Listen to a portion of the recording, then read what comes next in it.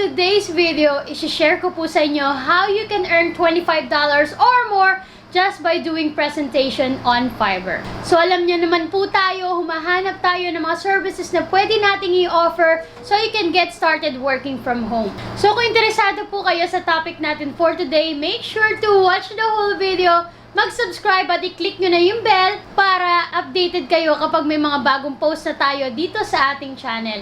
So ano pang inaantay nyo? Magsisimula na tayo as in now na!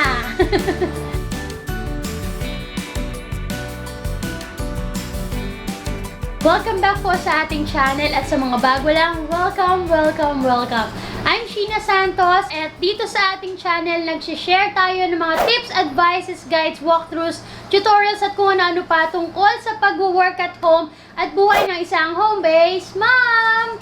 Anyway, kung naalala nyo po habang kayo ay nag-aaral sa school, di ba karaniwan kapag gumagawa tayo ng mga projects natin, pinagagawa tayo ng PowerPoint presentation ng mga teachers to present our projects. So, ganun din po halos yung ating gagawin. At ipapakita ko sa inyo kung saan tayo pwedeng gumawa ng ganitong presentation at gawing gig. Ano ba yung nabubulol ako? At gawing gig sa Fiverr. A PowerPoint is a slideshow presentation program that makes it easy to create, collaborate, and present your ideas in dynamic, visually, and compelling ways. So before ko ituro sa inyo kung saan nyo pwedeng gawin ito, ipapakita ko muna sa inyo kung sino-sino yung mga sellers na nag-o-offer ng ganitong gig at kung magkano yung kinikita nila. Ito po yung aking Fiverr account and nandun po ako sa switch to selling view para makita mo kung sino yung mga sellers na nag-o-offer ng ganitong gig sa Fiverr. So, there are two ways to search for sample gigs na mga sellers. So, simply go to business and then presentations. Ang gagawin ko is open link in a new tab para pareho ko silang makikita. Now, the other way is by going to the search bar at the top and then type nyo lang po yung PowerPoint. Kasi depende po yan dun sa keywords na gagamitin mo. Karaniwan kasi gumagamit sila ng Word na presentation o kaya PowerPoint dun sa kanilang titles, description at mga tags as their keywords. So it's up to you if you want to use both or kung alin yung pinaka gagamitin mo kapag gumawa ka ng ganitong service or gig sa Fiverr para madali kang ma-search ng mga clients, okay? So, dun man tayo sa presentation. Alright, so ito, makikita nyo yung mga sellers and as you can see, merong mga umorders ng, ito, $349. I will make PowerPoint presentation and investor pitch deck. Ayan. Tapos yung iba, $185. Tapos yung mga offer nila, ayan o, yung iba, $15. Yung iba, $35. $200, $125. Okay, pili tayo. Ayan. Let's say itong marami na to, $349 at $200, $349 na umorder sa kanya. So kung kukumputin natin, my gosh.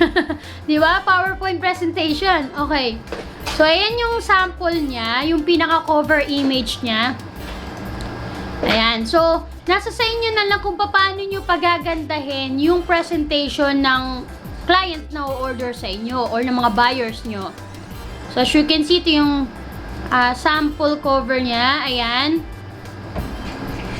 So, depende po dun sa topic. For sure, yung mga copy or yung content niyan ay sa client manggagaling. Ibang usapan na kapag ikaw pa mismo yung magre-research. Siyempre, mas mataas na yung bayad dun, di ba? Pero kung ganyan, depende na lang sa magiging pag-uusap nyo. As you can see, meron siyang basic, standard, at premium. So, you don't necessarily have to start with high rate agad or high package pricing agad, especially for beginners.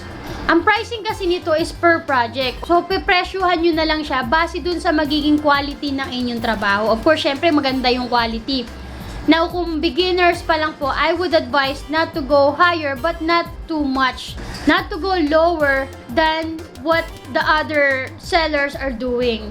Pag gagawa kayo ng presentation, make it worth it. Ganon. So, kung sa price nyo na $50, ano yung magagawa nyo? Or ano yung itsura nung presentation na gagawin nyo?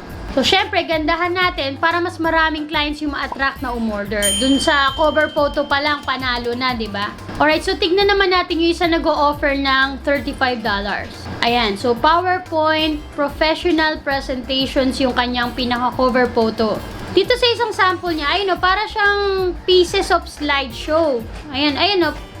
Para siyang pieces of images na nilatag niya, ganyan. Pero for sure, ano siya, parang isa-isang slides yan. Pinakita lang lahat niya sa isang image para may idea na yung mga mag-order na buyers ng mga sample works niya. So for sure, ginawa niya to sa sa Photoshop. Pero meron ako ituturo sa inyo kung saan niyo pwede siyang gawin kung hindi naman kayo ganun kagaling sa Photoshop kagaya ko.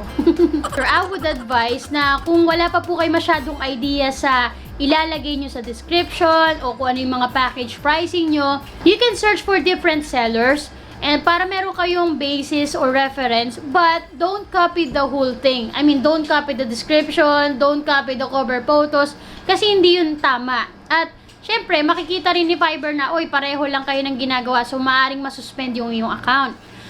What you can do is to just refer and get an idea kung paano mo siya gagawin on your own. So, syempre, mas gandahan mo, mas galingan mo, mas effortan mo para mas malaki yung chance na ikaw ang mapansin at mabilan ng order ng client or ng buyers. Alright, so let's go to the other tab for PowerPoint keyword naman. So, kanina, di ba, tinype natin PowerPoint dito sa search bar. And as you can see, mas marami yung orders kapag ang keyword na ginagamit is PowerPoint. Ayan o. Yung isa is 1,000 plus. And ang rate niya starting at $50 or yung pricing niya. Sabi dito, I will create your PowerPoint presentation keynote or Google Slides. Ayan, so let's open. So ito yung mga sample works niya. Ayan, nilagay din niya sa isang cover photo yung lahat halos ng slides na gusto niyang i-present. Yan, so kumbaga, sa cover photo pa lang dapat magkakaroon na agad ng idea yung mga buyers ng ano yung mga sample works na gusto mo ipakita sa kanila. Itanong nyo rin sa clients kung ano yung branding nila, yung colors, kung meron silang branding for font, di ba? Mahalaga din kasi yun. You can just go to Fiverr and do the research kagaya ng ginawa natin para mas magkaroon kayo ng idea. Yan, so 50, yung basic standard niya, $100, at yung premium niya ay $250. Oh gosh, okay, 5 days delivery. So, kung within 5 days or less, natapos mo na at na-complete na yung order, in-accept na ng client, meron ka ng $250 agad-agad. But of course, less 20% dahil yung 20% ay sa Fiverr. Since nakita nyo na yung mga sellers at mga sample works nila, I'm gonna teach you where you can create your own presentation or PowerPoint presentation. There are 4 ways na alam kong pwede kayong gumawa ng mga presentation. Isa sa Photoshop, then sa Google Slides, sa Google Drive, di ba may Google Slides doon? And then sa Microsoft PowerPoint, yun nga yung pag may project ka sa school, doon tayo kadalasang gumagawa. At sa Canva. At yung sa Canva, yun ang ituturo ko sa inyo. So, how do we start creating a presentation in Canva? There are already templates na available sa Canva. Mamimili na lang po tayo. You can click on presentation, and kung wala pa po kayo niyan, ako kasi nakapag-start na ako mag-create, kaya lumalabas na yung word na presentation dito. Pero kung wala pa po sa inyo, i-type nyo lang po yung word na PowerPoint or presentation sa Canva para makita nyo yung mga templates na available sa kanila. Ayan. So, nung tinype natin yung presentation, ito yung mga lumabas na design sa kanila. So, pili na tayo. So, again, depende po yan sa branding ng client. Pwede nyo naman po i-edit yung lahat ng ito. Tapos, i-apply nyo yung branding colors, fonts, and designs ng client. By the way, meron po tayong separate video on how you can start designing sa Canva. So, ilalagay ko rin po yan sa description box sa ilalim ng ating video at dito po sa ating card sa taas. And kung nagugustuhan niyo po yung ating topic for today, can you please write down in the comment section the word PowerPoint para alam ko kung nakarating na po kayo sa part ng ating video na ito. Alright, so for example, ang pipiliin natin is about work from home. Yun yung pinaka-topic ng ating presentation. So, yung mga nakikita nyo po dyan ay mga pre-designed na nung sa template. So, pwede nyo of course palitan yan, depende dun sa branding ng clients at colors. But definitely, as I said, yung content niyan ay manggagaling sa client. So, ayan. So, ang ginawa ko, meron na kasing mga font. So, kung gusto po nating palitan yung font, ayan, double-click nyo lang po inside and then pumili lang po tayo ng mga fonts dyan. For example, ito, ano ba? Ayan, ganyan. Pero mas prefer ko yung kanina. So, magko-control Z na lang ako, zebra, para ito na lang din yung font, okay?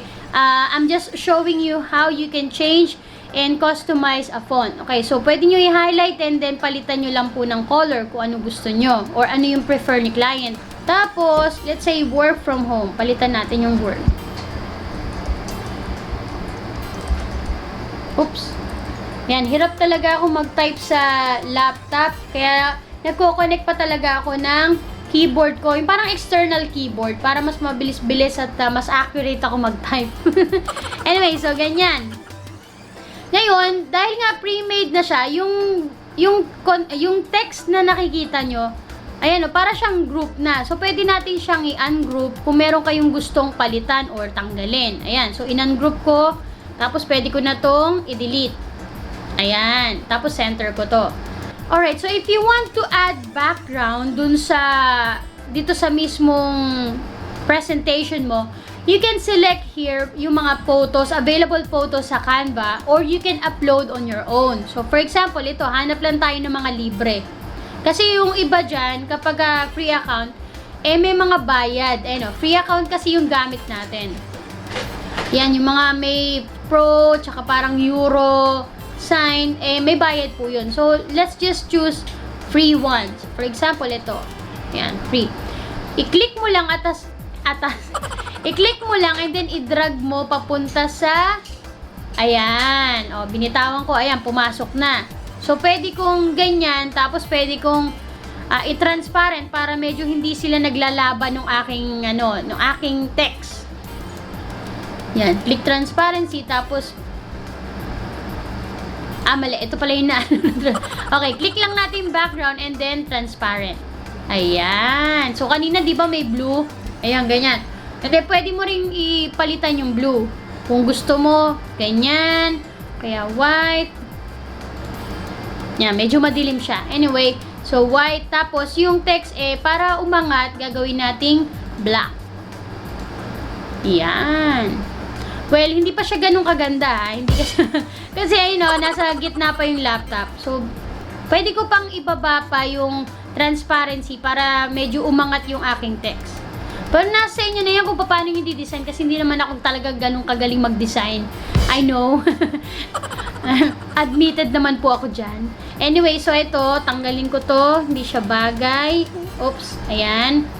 Tapos, pwedeng walang background, okay? Pwede namang maglagay lang kayo ng elements, kuha kayo ng mga shapes at mga icons na kailangan nyo. Gradient, ayan.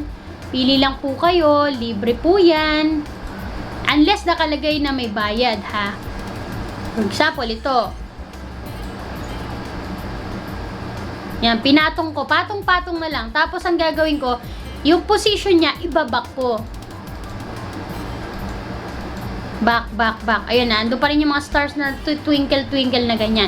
Tapos, itatransparent ko para medyo, ayan. O, di ba nakita nyo? So, patong-patong siya dyan. Ayan, nakikita pa rin kasi yung laptop So, malamang palitan ko na lang yun. Ayan. Tapos, pwede akong gumamit ng ibang elements to design. Ayan. So, ganyan lang. Halos drag and drop lang naman yung mga gagawin natin.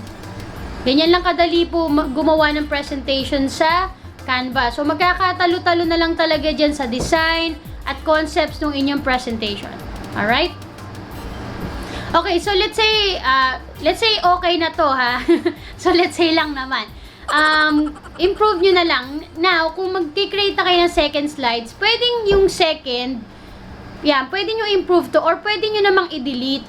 Tapos, palitan nyo na lang. Ito. Kung gusto nyo yung nauna yung style, yun din ang gawin nyo sa second. Ang gawin nyo is i-copy nyo lang. Copy page. makakopy na siya. Tapos, i-customize nyo na lang ulit. Tapos, ayusin nyo na lang ulit. Lagay nyo yung content, lagay nyo yung design. Pwede nyo baguhin yung background kung gusto nyo. Mag-add kayo ng mga pictures. And dito sa left side, explore nyo lang po ha. Dito sa left side, pwede kayong mag-add ng, ito yung sinasabi ko, yung uploads. So, let's say may mga pictures si client na gustong ilagay. Hanap tayo. So, for example, mag-upload tayo ng photo. Ayan, nag-download lang ako from Google, okay? Sample lang to. Ayan, so, pwede ko siyang ilipat dito. Yan na yung image na gagamitin ko. Ayan, as I said, hindi po ako magaling mag-design. Pero kung I'm sure mas magaling kayo sa akin magdi-design. Ayan, ganyan.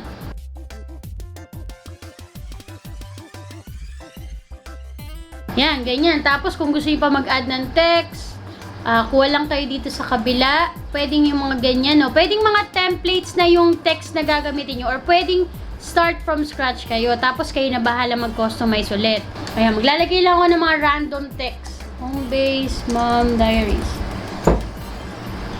Tapos, baguhin ko yung font.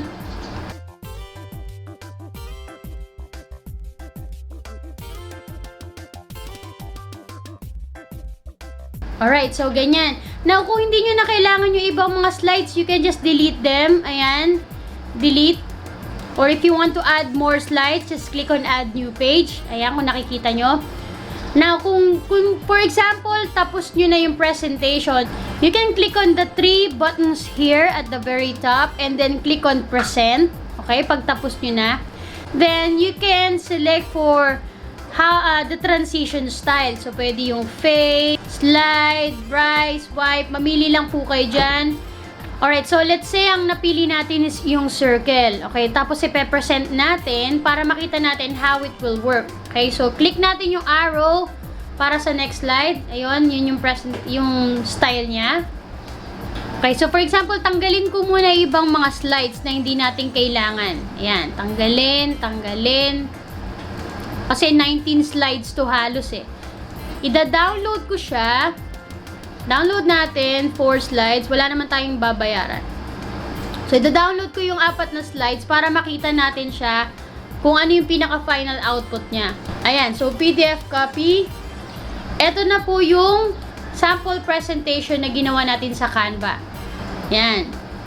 So, click ko lang yung arrow sa aking keyboard para makita ko yung mga next slides na dinownload natin. So, yan. So, i-upload nyo po to dun sa Fiverr for approval ni client. Kung may mga revisions pa, you can simply go back to Canva para i-edit mo based dun sa gusto ni client. And then, pagka okay na, ganun lang ulit yung process, send it to the client for approval. At kapag pumayag na, confirm na, then you'll get paid. Alright, so nalaman natin kung ano nga ba ang PowerPoint presentation at paano natin siya gagawing services sa Fiverr. Nakita rin natin kung sino yung mga sellers na nag-o-offer ng ganitong gig at kung magkano yung kanilang kinikita at kung paano natin gagawin ang PowerPoint presentation using Canva. So sana po ay nagustuhan niyo po yung topic natin for today. If you have any comments, suggestions, feedback, please write it down in the comment section below our video. Make sure to click the subscribe button and notification bell para updated kayo kapag may bagong post na ako dito sa ating channel. Sana po iabangan nyo yung mga upcoming videos natin. In the meantime, eto po yung mga recommended videos natin na dapat nyo rin pong panoorin dito sa ating channel. And again, thanks everyone for watching. Magkita-kita po tayo ulit sa mga susunod nating videos. Have a great day! Bye!